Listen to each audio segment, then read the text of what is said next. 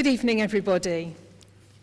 It's my great pleasure as the Vice-Chancellor of Liverpool Hope University to welcome you all to Liverpool Hope this evening. And great to see so many colleagues from across the university, present and past, joining the celebration that is Professor Alan Hodkinson's inaugural lecture.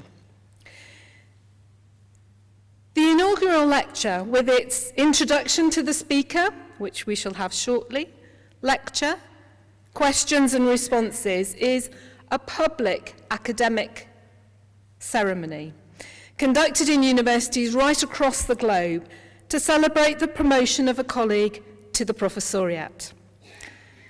It's a rite of passage which has for hundreds of years included the test of having to profess your knowledge to a public audience and to fellow academics. Therein lies the origin of the title professor, coming from the need to profess or declare publicly one's expertise. This audience, drawn from family, friends, mentors, experts in the field, colleagues and students, is often a tricky blend to satisfy.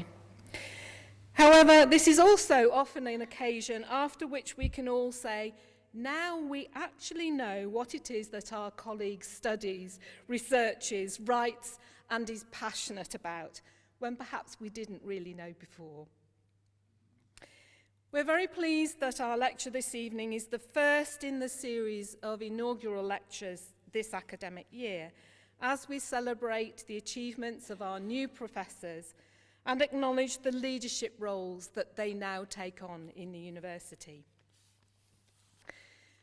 This evening, I have some particular welcomes to Professor Hodkinson's wife, Helen, and sons, Zach and Finn.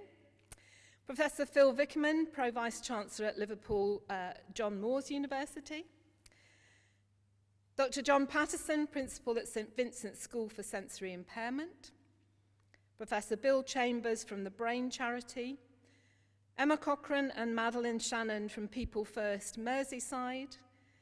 Lynn Furlong and Alan Triggs from Strawberry Fields, and Peter Barnett from the National Education Union. I now invite Professor Nagar to introduce our speaker, and just to remind you that we will have the opportunity to ask Alan a few questions at the conclusion of his lecture, so get thinking about those. I hand over to you, Atulya.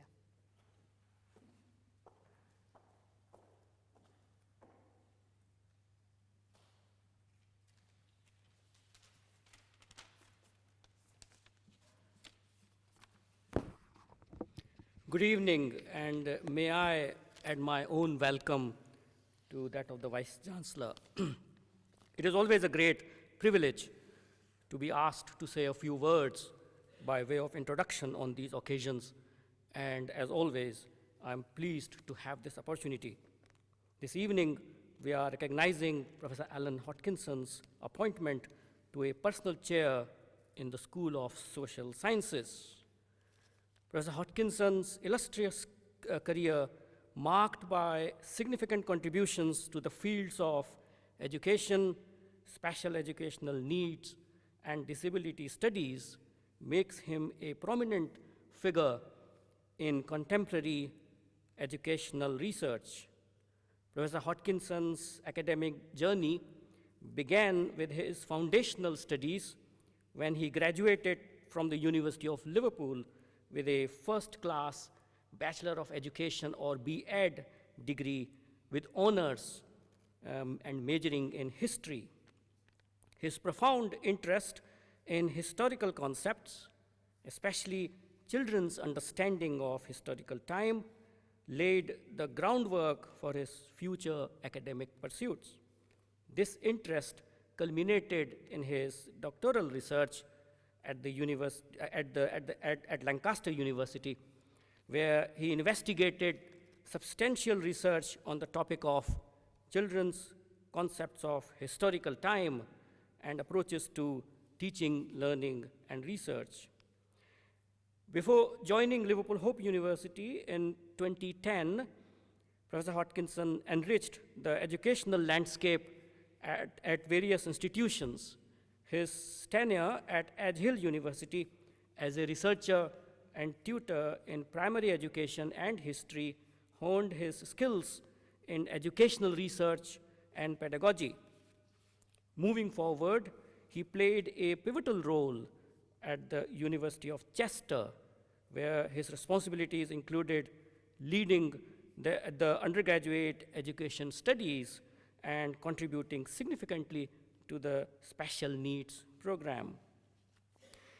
In 2007, Professor Hodkinson took up a key position at Liverpool John Moores University, where he served as a principal lecturer in educational research.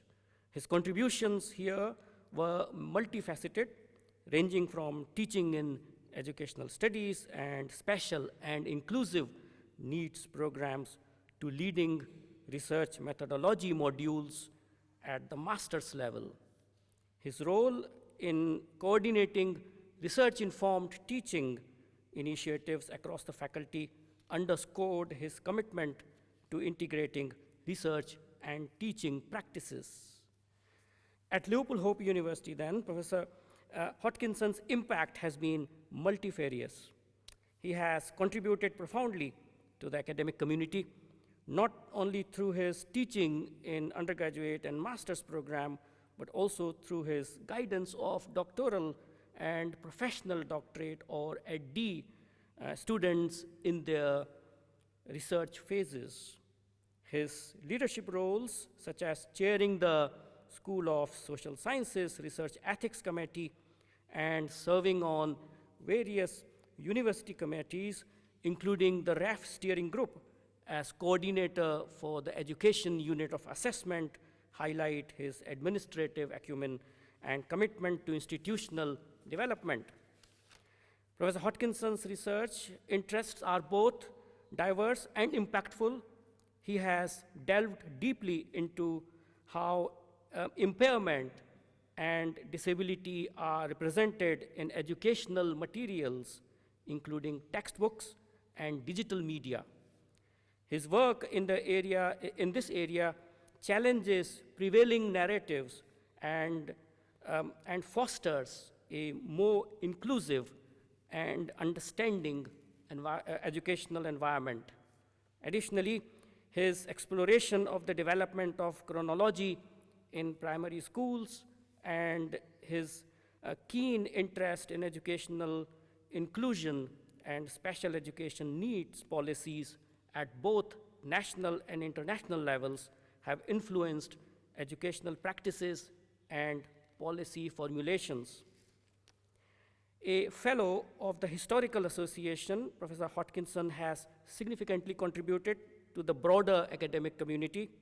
His involvement with the British Education Studies Association and the Quality Assurance Agency exemplifies his commitment to advancing educational standards and practices. His prolific output of peer-reviewed publications and his active participation in conferences and symposia further demonstrate his dedication to the dissemination of knowledge and the fostering of academic discourse.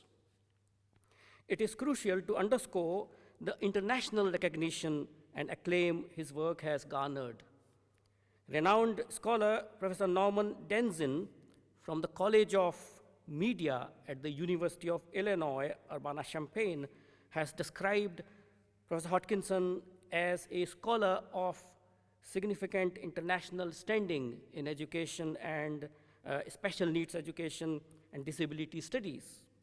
Professor Denzin emphasizes that Professor Hodkinson's innovative research, which has been published in some of the most prestigious international journals, is recognized as world-leading, both in terms of subject matter and methodological originality, highlighting his exceptional contribution to the cutting edge of research, teaching, and learning in his field. This acclaim serves as a testament to Professor Hodkinson's profound impact on disability studies and education, further enriching the significance of his inaugural lecture tonight. Professor Hodkinson's inaugural lecture is not just a celebration of his achievements, but also an opportunity for us to gain insights from a scholar who has consistently pushed the boundaries of educational research and practice. And so, it is a genuine delight and joy for me to now invite Professor Hodkinson to deliver to us his inaugural lecture entitled Special Needs Education and Inclusion, Moving Forward but Standing Still, a critical reframing of some of my key issues. Professor Hodkinson.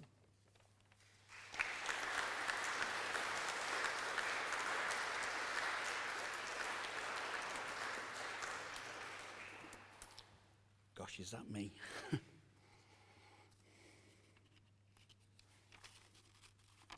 So, thank you for inviting me here to speak today. It is a privilege, but somewhat surreal. This is because I stood in the car park just below here in 1989, when I started my journey as a student. Here I am, decades later, as a professor. I would like to dedicate this lecture to Professor Alan Blythe and Joan Blythe, without whom I would not be here. I will always be indebted to them and the time that they gave to me. I would also like to thank Professors Diana Burton, Steve Bartlett, Ian Stronach, Ian Gibson, and Norman Denzin, and my first year tutor here at Liverpool Hope, Pat Hughes. I have truly been privileged to stand on the shoulders of giants. Thank you also to my family, Helen, Zach and Finn. And finally, thank you to you, Liverpool Hope University, for believing in me as a student and now as your professor. So, in this lecture today, I draw together my thinking in relation to special needs education and inclusion that has developed over 3 decades. My research has examined the history, legislation, and international perspectives of special and inclusive education. What became clear to me is that education systems in the United Kingdom and across the world are experiencing difficulties in finding ways to ensure that all of our children are included in education and they experience success in their educational pursuits. So I intend today to revisit, review, and reframe the key issues that have dominated my thinking, these being constructions of special educational needs, inclusion, and the ideology that binds such together. Through such an exploration, I draw out the complexities of special needs education and inclusion, and I argue that in England and internationally, we move forward with policy while standing still in the successful education of all of our pupils. In addition, I want also to discuss what the future of inclusive education might be if we reframe the taken for granted assumptions of special educational policy, before finishing with a personal reflection on my first day as a teacher of SEN back in the 1980s. Through this reflection, I will map out a different form of educational success that perhaps could, just could, provide forward momentum for more inclusive education. So in this lecture, I hope, despite some misgivings, to lay bare my thoughts, feelings, and attitudes towards special education, disability, and inclusion. But I acknowledge from the outset, though, that special educational needs in practice and at a policy level is a world that I have found to be complex and sometimes an utterly frustrating but wonderful space to be present within. The lecture today then offers an opportunity for me to present my key issues with this world of special needs education, a world I care so very much about. So, if you're sitting comfortably, then let's begin our journey together. My work in this world, named as Special Educational Needs, began as a practitioner in further education and then as a Special Educational Needs Coordinator in primary schools. These employments enabled me to navigate a path through a series of complex and diverse issues relating to the practice and research in the world that they label as SEND and inclusion. But this world is dominated by others too, and I reference here the work of Norwich, who comments that SEN is dominated by professionals, families, and administrators who try to work together to meet children's needs. Through work with all of these groups, I have constantly observed, though, that special needs education is constricted, constrained, and conformed by politics, policies, and ideologies, which provide a regulation of the provision of inclusive education. I believe that if we are to fully understand the context of this arena, we must be able to recognise the complex interplay between these practical, professional, political and ideological worlds. Within these worlds, it appears to me that bodies are shaped and sorted and graded according to their ability to fulfill an ideology of the normal body. A body that should not be supported by the state, but the one that should be independent. A body that is economically active and thus contributes positively to society. These are the mantras in England of the 2014 Children and Families Act, but also in policy and practice elsewhere in the world. Following Foucault then, I wish to draw out the ways in which policy, nationally and internationally, detail a political investment of the body.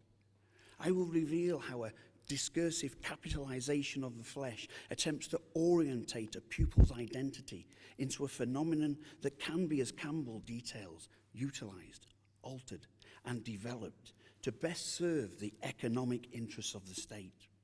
I want to bring focus to how a master narrative of disability and special educational needs works to carve the flows and edges of the impaired body in order to make it fit with an ideologically crafted, perfect body identity that often appears in policy discourse. I want also to show how the resistance of impaired bodies push back against this body politic. Thus, as Godley and Rudenswick Cole believe, we can create opportunities for emancipation and the creation of owned identities. Now, Single in 1997, reflecting back, details that for some, the 1978 Warnock Report in England broadened the notion of special education by introducing the concept of special educational needs. Others have detailed how special education has further evolved into a broader and more natural concept of inclusive schooling in recent years. This linear transformation from special education to inclusive education is one I find interesting, as it's not one I wholly recognise. Indeed, I question whether Warnock introduced inclusion or whether this was actually a concept introduced much earlier by the disability movement themselves. As a culture, though, at the beginning of the 21st century, it is perhaps comforting to buy into the belief that education systems have moved far beyond the exclusion of children based upon identities created by categories, such as those of the 1940s of educationally subnormal and maladjusted, and that we have moved seamlessly into inclusive education. However, a wealth of literature suggests that the progression of inclusive education is not as advanced as we would like to think. While the labels mentioned earlier no longer exist in the UK, we still have a system in England built upon the categorisation of special educational needs. We have replaced one system of categorisation for another, or in some parts of the world, simply superimposed new words onto old, but have not replaced outdated attitudes. We seemingly then, in special educational needs, move forward while continuing to stand still. Let me advance this argument just a little further. For many then, progression in SEN is framed only in linguistic replacements, which continue a structure of education that creates a disabled identity bound by difficulty and deficit, one solely located within the individual. I have observed these linguistic replacements in my research in England, Poland, and in India. These linguistic expressions of special educational needs, Norwich argues, have taken on the negative assumptions promoted in their ancestral discourses. For example, special educational needs, now broken down in England into 4 main areas of need, are to me inherently problematic. As our own Professor Penketh accounts, such categories give little to inspire teachers to celebrate the diversity with children whose needs are described via paragraphs of deficit, and do little to create positive identity for children with disability. But I rest here on the word need. Special educational need. But it is not a need, is it? It is a legally enforceable right. To progress, though, I also believe that systems based upon identity creation of individual deficit misdirect the practice of inclusion. Systems of inclusive education trumpeted by governments as being based upon human rights, social justice, and equality sometimes appear only to be coated with the rhetorical guise of inclusive practice. Now let me draw this part of my argument together. What I observe is that conceptualizing differences such as disability and SEN is without doubt complex and often fraught with difficulty, as there are so many contrasting and opposing views as to what counts as an SEN and/or disability, and indeed where these children should or should not be educated. Such views constantly change as new ideologies, policies and practice emerge at a political level, and it is these that shape what the identity of SEN and inclusion is in our schools. However, what has become important in the development of my understanding is that the current practice of special education and inclusion is dominated by its history, a history that in many places in the world, but certainly not all, frames a disability and an SEN identity within the realms of a functional deficit. An important question here is, why some 40 years after Warnock does such negative perceptions and attitudes still exist? The Warnock report in England, we were told, was transformational, and we should also add in here the transformational Salamanca Declaration on the international stage. These reports, we were told, sought to move thinking and practice forward by introducing inclusive education. Examination of Warnock and Salamanca, though, reveals that these transformational statements are too entrapped in cultural and historical linguistics.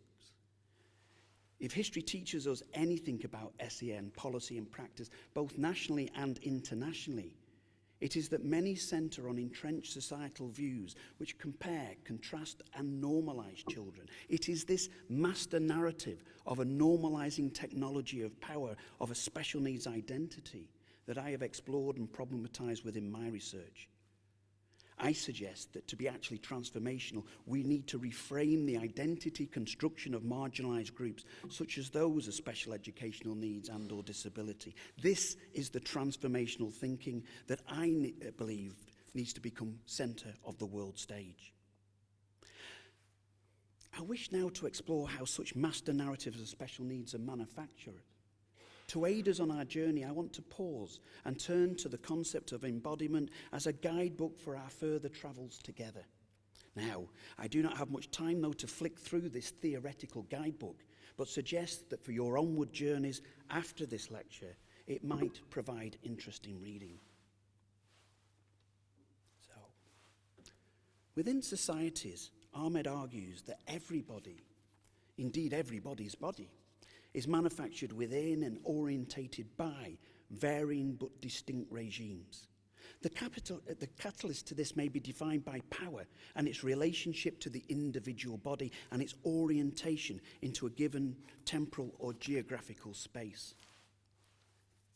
I argue, following Foucault, that such power is woven into every individual identity, inserting itself into actions, attitudes, discourses, learning processes, and simply everyday life. For Graminsky and Marx and Engels, referring to industrialized societies, power here should be read simply as capitalism. Capitalist relations of production which seek to produce a docile, labouring and controlled body identity, a body whose social skin is a surface upon which society impresses its bigotries, stereotypes, ideologies and assumptions, thereby reshaping it.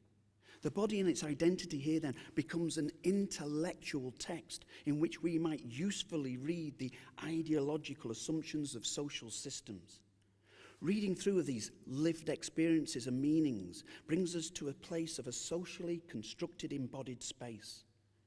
In this space, the body and its identity may be reformed as an object of intellectual inquiry. Here, its surface, its skin becomes a frontier, a mirror to society, reflecting a contested boundary between the them, the they, and their representations of a special educational need and disability identity. In such spaces, then, bodies acquire orientations. They are gendered, sexualized, raced, and disabled. Within such hard border disputes, embodiment becomes a useful tool of analysis of their beliefs. In summary, Ahmed details that embodied spaces contain social pressures that force bodies and their identities to follow a certain course, to live a certain kind of life. Embodiment here then becomes a repetitive straightening device which orientates and lines bodies up to taken for granted social conventions, such as what is special educational needs and disabilities, and how and where such pupils should be educated. Now, in my employment of embodiment, therefore, I am mindful of such realizations. Bodies and their identities, though I will show later, are not always rendered as passive entities on which power brands its own images. Indeed, I argue against such simplistic formulations which pitch docile bodies against disabled bodies, inscribing them as without agencies. I seek to demonstrate how policy constructions of special education and inclusion reawaken age-old controversies between productive and non-productive body identities, and how such past histories make impressions on the social construction of the disabled body. Such constructions then are not innocent, as they seek to make bodies available as a resource to be used. I wish to analyse how shifts in policy discourse appear to sanction the creation of a perfect body identity, a docile, compliant and productive body, and thereby diminish the location and rights of some impaired bodies and mind. The question we perhaps should ask, therefore, is what sort of body identity do they, through their policies, wish to create, and how, if at all, does the disabled body, an active, beautiful and powerful body, fit within the manufactured, docile and seemingly powerless body identity exemplified by capitalist, commodified societies? Let us put this concept to work. Let us tease out these identities in the master narratives. For example, I've already detailed how the work of Warnock and the Salamanca Declaration seemingly stimulated a drive towards inclusive education, where children and young people were to be educated in mainstream schools, apparently with no ifs and no buts. As Article 26 of the Universal Declaration of Rights states, everyone has the right to an education. However, the devil here is in the detail. What education are we actually talking of? And is this notion of education conceptualized as the same education, person to person, school to school, country to country? Let's push this point just a little further. 40 years after Warnock, data continue to show in England that approximately 1 in 5 children are still identified as having a difficulty with learning that requires extra help to be given in class, and that the majority of children requiring the highest level of provision are still educated in special schools. My question here is, why is it in England that special education is still special? Why is it not, through inclusive education, just become the plain old ordinary? What is my point here? Well, it is this. We do not seem to be getting better at inclusive education, as we still have educational needs that are considered special. So the complex and diverse nature of special educational needs continues today, as does the debate on how support for these children should operate. We spend so much time on such debates. It seems in England, work on inclusive education has not produced the desired results. Indeed, New Labour's flagship inclusion policy observed that more children went to special school than ever before. Go figure that one. Politicians told us that we were moving forward, but in reality we continue to stand still, or indeed go backwards. Given this policy history, I suggest that if we are to move forward with inclusion, we need to reframe the debate on special educational needs and inclusive education, both within the UK and in some international settings, so that more realistic identities are created for and by disabled people. We need to tease out and materialise the master narratives that work to constrain and conform thinking and hold back practice. Such master narratives often orbit around small policy words, but as Derrida says, each word can be a detonative. The words I choose to explode here today are those of independence, employment and success. So, Firstly then, let us examine how a disabled body identity is manufactured through the myth of independence and the reality of employment. I want to take a minute now to consider statements from previous Conservative Party manifestos here in England, but also drop in some examples of ideology from other places in the world. So on independence, in 1997, the Conservatives said that they believe that a healthier society encourages people to accept responsibility for their own lives.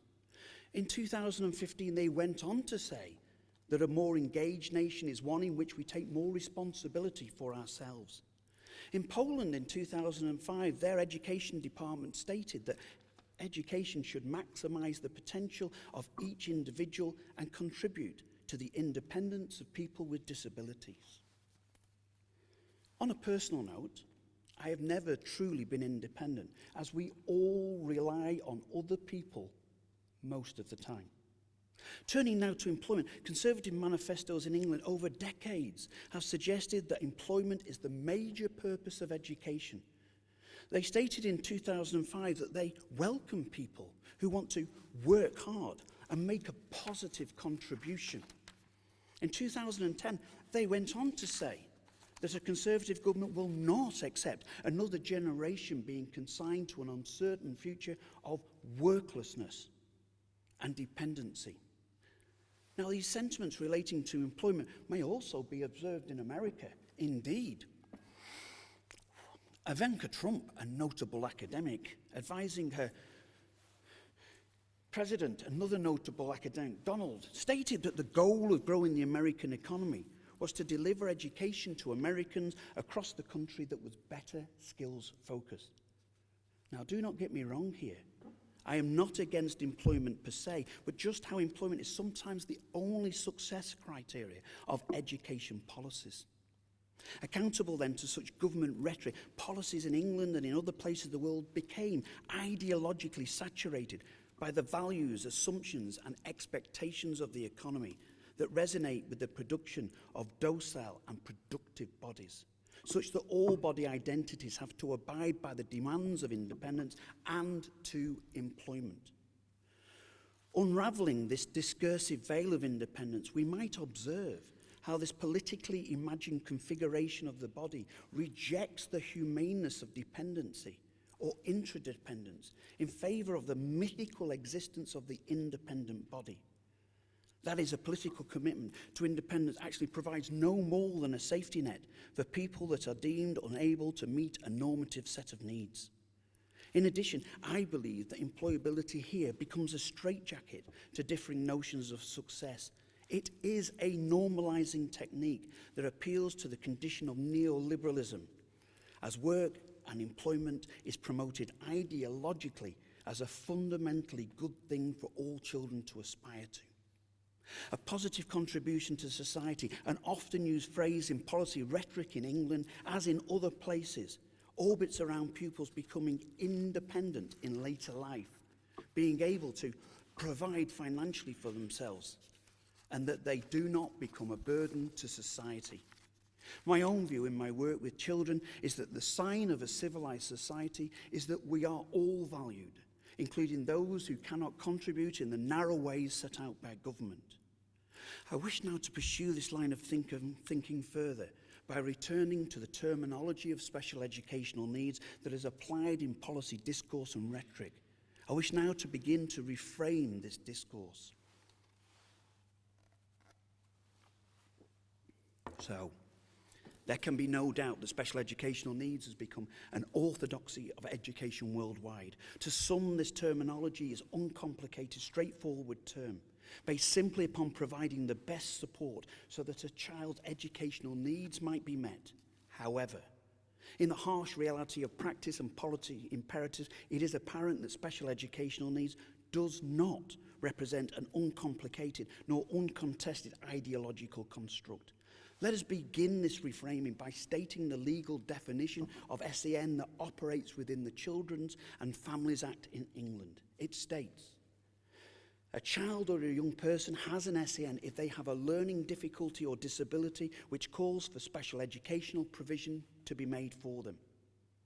I pick out the words difficulty, disability, these impersonal words.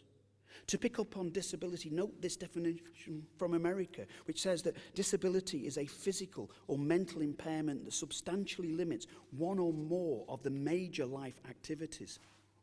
I pick up here on the phrase substantially limits and question, what are the major life activities? Now, similar definitions exist in other parts of the world, definitions based upon a functional deficit. Special educational needs defined in these terms has changed little in England since the Warnock report that I spoke of earlier. What we must realise, though, is that policy terminology, such as special educational needs and disability, operates within education policies that do change over time. It is clear that such policies serve either to stall or accelerate inclusive education. For example, if we examine a current English definition of the purposes of education, we find that, according to the last school minister, Nick Gibb, perhaps what is most important is that we must ensure that more people have knowledge and skills that they need to be a success in a demanding economy, and that education is the engine of our economy. Apparently, the American Department of Education official mission is to promote student achievement and preparedness for global competitiveness. But I take issues with such policies as they include such simple math, that education plus the child equals economic efficiency of the country. Like with infinity, politicians will never find an end in this form of math. I myself find more interesting policies developed elsewhere. Take, for example, the Indian government's stated purpose of education, which is to strengthen the social fabric of democracy through provision of equal opportunities, and I love this bit, where curriculum should make the child free of fear, trauma, and anxiety. Now, I do realise the issues inherent in the Indian system, but as I've argued elsewhere, the point is that some ancient Eastern philosophies of disability inclusion are still far beyond those operating in educational policies in Western modern societies. What has become abundantly clear to me is that special education and inclusion operate within a political arena where academic success and identity formulation are based upon good exam results and contributing economically to society. I suggest, though, that inclusion must be based upon a social justice approach, which would by default necessitate a redefinition of how education frames not only independence and economic contribution, but also more basic words, such as success and special in special educational needs. I do not have time here to expand upon an analysis of the word special. However, I do briefly want to examine the common educational words of success and achievement to push my point about educational identity further. For some children, framing success and achievement only in terms of good exam results will mean that their educational career is doomed to failure before it has begun. As Albert Einstein supposedly wrote, everybody is a genius, but if you judge a fish by its ability to climb a tree, it will live its whole life believing that it is stupid. So, to further my reframing of SEN and inclusion, I want to layer in now some international dimensions. I have in my reading and through my research realised that these terms also operate within distinctive international perspectives and settings. Such perspectives and settings I observe to also be driven by policy and ideology. So two aspects of international policy related to SEN that are worth returning to here, I think, are the 1994 Salamanca Declaration and the UN Convention on the Rights of Persons with a Disability. I have observed in my lifetime how many international communities and educational authorities have adopted a philosophy of inclusion to address their obligation to educate all children. Indeed, the UN Convention of 2006 obligates international member states to undertake proactively the appropriate measures to ensure disabled people participate in all facets of society on an equal basis with each other. However, I have also observed that the UN failed to meet its Millennium Goals and that there are still millions of children and young people labelled with SEND out of education or segregated in special school settings. It is the case that despite policies signed at an international level prioritising inclusion, politicians are still finding difficulty in determining the appropriate balance between mainstreaming and segregative settings. Thus, while international policy seeks to integrate and include disabled people into all aspects of schooling, individual countries are finding the appropriate methods of doing so to be highly problematic. What has become so much clearer to me is some 3 decades after the Salamanca Statement is that empowerment, social justice and self-representation of disabled people combined with an international commitment to acknowledge the rights of children labelled with SEND to a high quality education will be paramount if educational settings are ever to see a major shift in the policies and practices of inclusion. This commitment, it seems, is easy to express, but seemingly difficult to make happen. So, what do I then see as the future direction for inclusive education and the identity of disabled people within such systems? To move forward, I believe that we need to look back into the past. So let's start with just a little history to provide a context to my ideas. In England, in the late 1990s and early part of the 21st century, the new Labour government took a powerful inclusion stance, and by adopting a top-down approach to policy implementation, they forced their own version of inclusion upon pupils. Therefore, whilst New Labour was committed to the ideology of inclusive education, it also appeared that their inclusion entrenched an ideology of economic contribution at the heart of their legislation. As we said before, more children went to special schools during this period. New Labour then, like other governments around the world, was well versed in inclusion speak, but its motivational drivers and its inclusion policy were, like its definition of inclusion, highly suspect. Despite this, though, inclusion became yet another buzzword in England that, like SEN, gained status and acquired international currency. However, in 2010, we witnessed a fundamental change in the ideology which underpinned the provision of SEN in England. It became clear that the governments of the day did not observe inclusive education to be the object of educational provision. Indeed, the government made clear through the tone of its rhetoric that the medical model of disability had been returned to the centre of educational policy and provision. Indeed, any hope that the full inclusionists might have had that all special schools will be closed were cast aside by Prime Minister Cameron's conviction to end the ideological bias towards inclusion.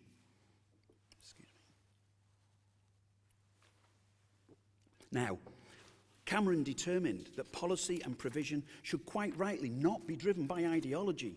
However, he still placed employability and economic clauses at the centre of his legislation.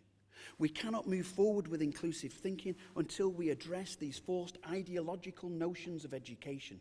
Time and time again, we see in England and throughout the world government interference and ideologically driven policies of education being unsuccessful. I believe they will continue to be unsuccessful because they fail to take into consideration the views and the wishes of those who are most important, namely children and young people. Policies in the United Kingdom since the 1940s have included the notion of pupil voice, but these policies have not delivered on this commitment.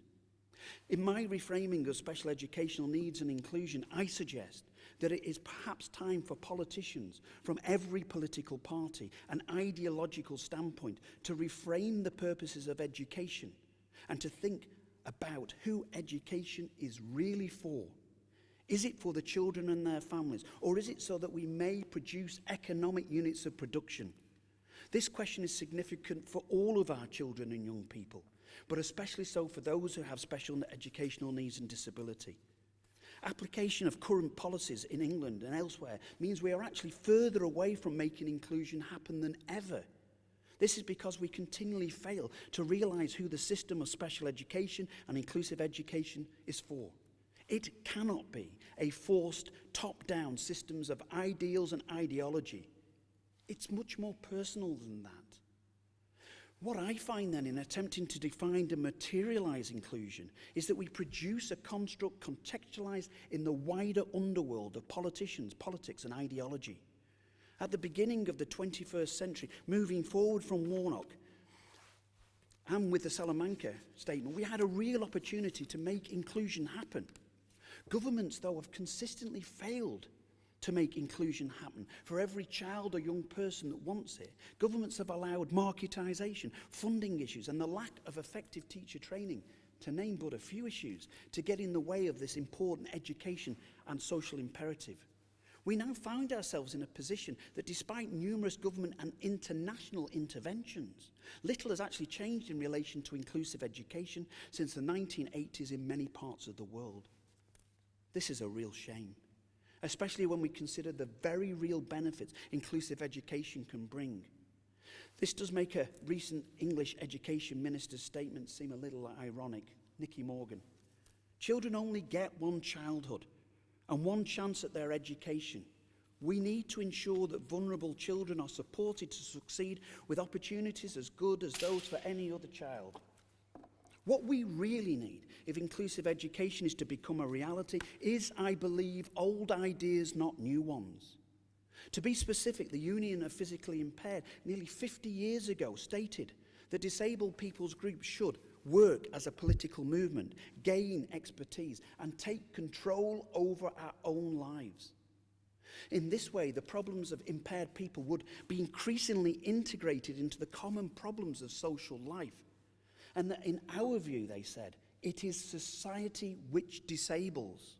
Disability is something imposed on top of our impairments. We must learn the lessons of history, not repeat its mistakes. Those who use education must drive education policies, namely the children labelled with special educational needs and or disabilities and their family. We must listen, and we must hear, and we must act. Inclusion, I suggest, therefore, must be reframed not just within the rhetoric and principles of human right, but it must be action by all, for all. Inclusive education's ultimate aim must be to develop educational settings where all children can participate equally, where they will be respected and have the right to be included at a social, intellectual and cultural level. Schools where the special becomes ordinary, where success is redefined. Inclusive education must move beyond structure, policies and politics towards strategies of empowerment. Perhaps now, in terms of the 2015 SEN Code of Practice and the new SEN Green Paper, it is now time to throw the baby out with the bathwater, the bathtub and the goddamn bathroom itself. This is the type of radical reform that we need. I argue then that the world of inclusive education is still not beyond our grasp, but that we, working together with children and young people with SEN and disabilities, need to reach out and take it back.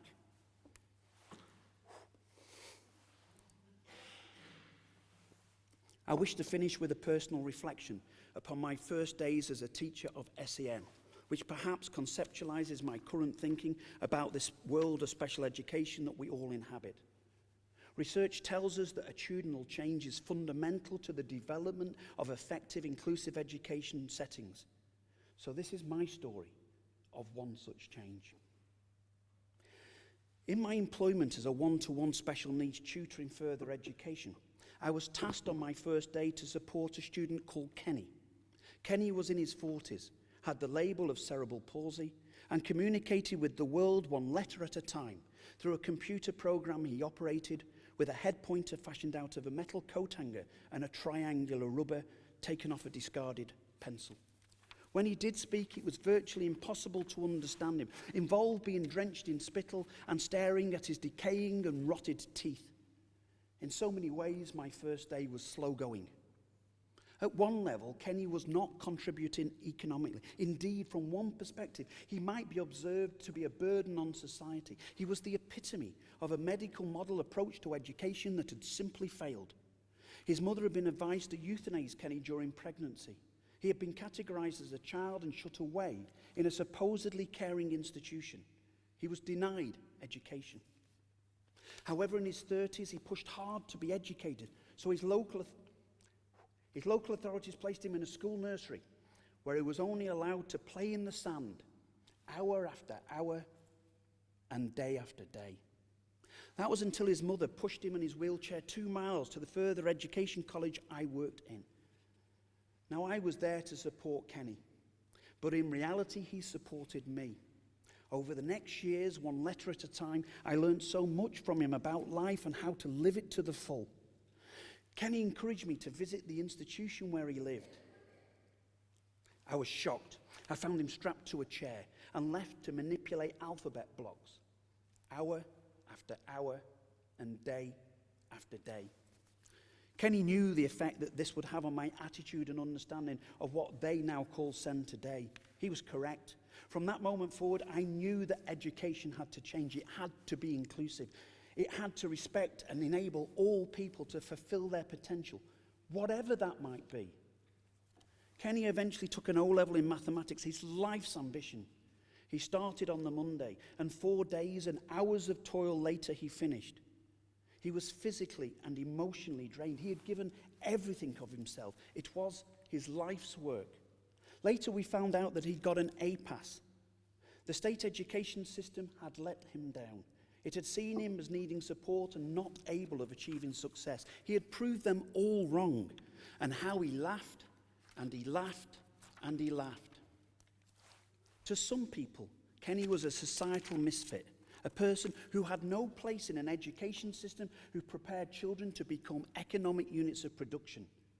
He and others I worked with in those early days achieved success in their own ways. Not always the success of academic qualifications, but success nonetheless. The lasting legacy of these few years was that I, as an educator, had to alter my attitude. I had to be re-educated as to the wonder and uniqueness of every individual. We have no more need for categorizing it in education, nor the continuation of models, definitions, nor ideologies and policies that exclude. What we need is to learn respect for all life and the pure, awe-inspiring wonder it can bring to every educational setting. Inclusion is not just a choice, it is a way of being. Moving forward, it must be observed as a basic human right, a right too important to be left to the vagaries of politicians and ideologies. I really hope that this lecture has laid bare my ideology. That is, special needs education and inclusion is a journey that we all roll, walk, crawl and slide together. Every person can and does contribute to this journey. This is my taken for granted assumption. I hope that in your life's work, in education and beyond, that the journey in this world that they name as SEND continues every day with the realization that we must change ourselves before we try to change others. We have to reframe our ideas. We have to challenge taken for granted assumptions that are forced from above. We have to truly work with, listen and learn from all children and young people who have the label of special educational needs and or disabilities. Only then will we truly have an education system which is based upon a social justice approach.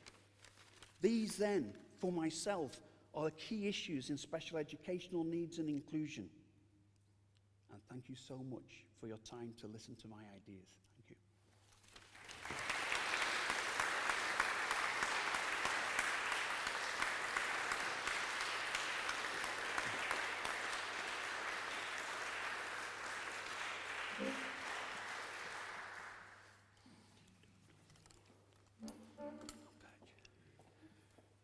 Thank you very much, Alan, for sharing your experience, expertise, scholarship and passion with us.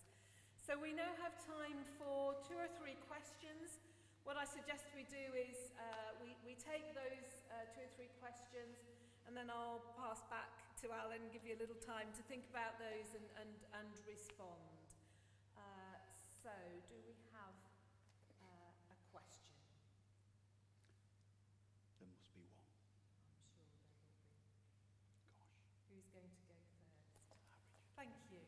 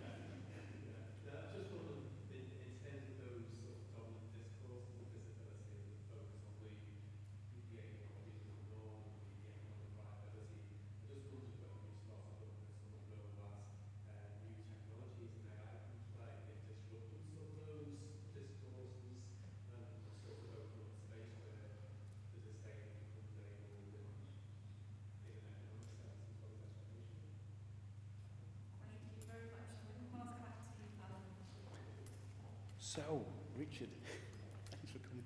Employment. I'm not arguing against employment per se for disabled people or people with impaired bodies or minds. This false notion that's the only success criteria of education. When I began in education, I'm sure there's more of us in this room who started some time ago, there was life skills curriculums and art and history and richness of curriculums which has been constrained and constricted into maths and English to follow a certain point, to get children up to a standard where they can pass an exam and get a good job and contribute economically. The difficulty is, of course, that some bodies and minds will not be able to contribute in those ways, and to force them into employment is problematic. My cousin Kenny, who's got the label of learning difficulties, used to wrap crayons with wrappers for 0.01 pence a time. He then made springs for beds and mattresses that went out the door, went round the back, where another group of disabled people undid them, and then they were put back together again. Why is it that economic contribution is the way that we define the body? I think it's got to be so much richer than that. And some of the things that I've seen from disabled people blow my mind away, but wouldn't be counted in schools these days as being a success. In fact, quite the opposite. I'll finish with this, that I once heard a teacher calling children throughput in this new economic model that we have, and describing some children that would not contribute to that throughput as being placed down the end of a long corridor with a teaching assistant, and as long as they were quiet, she was happy. At that point, I knew it was time to leave primary education, because that's not the education that I went in, or I trained in this place to serve. Moving to Leah, the dual access of special education and inclusion. The problem is, as we know, is that special education is an industry with huge vested interest, multi-million, multi-billion pound industry. How do we begin to take that on?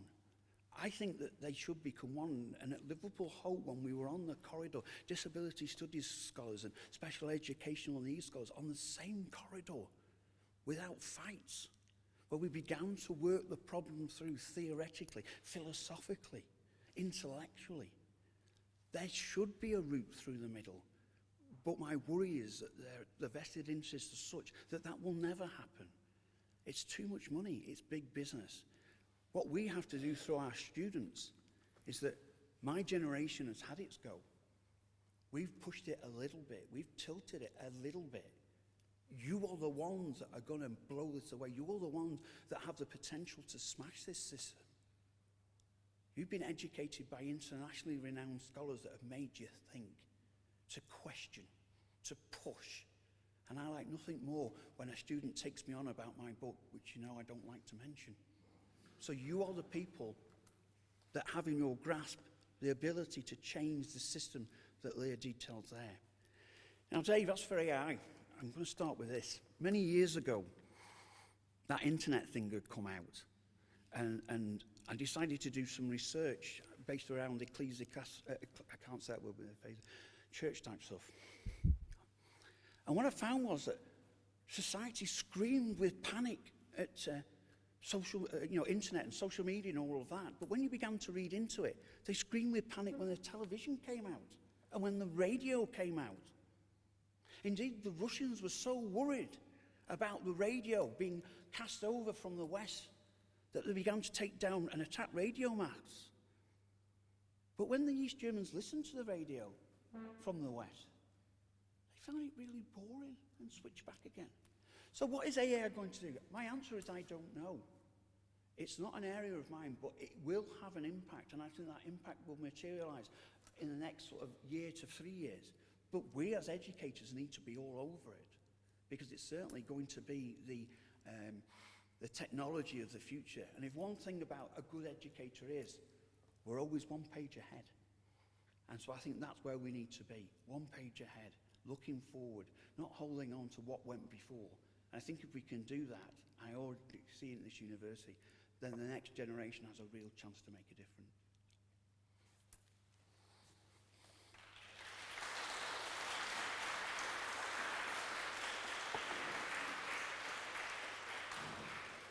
thank you very much, Alan, for your challenge and your inspiration. And this is a small token in order to congratulate you again on your achievements. Thank you. And so I just call this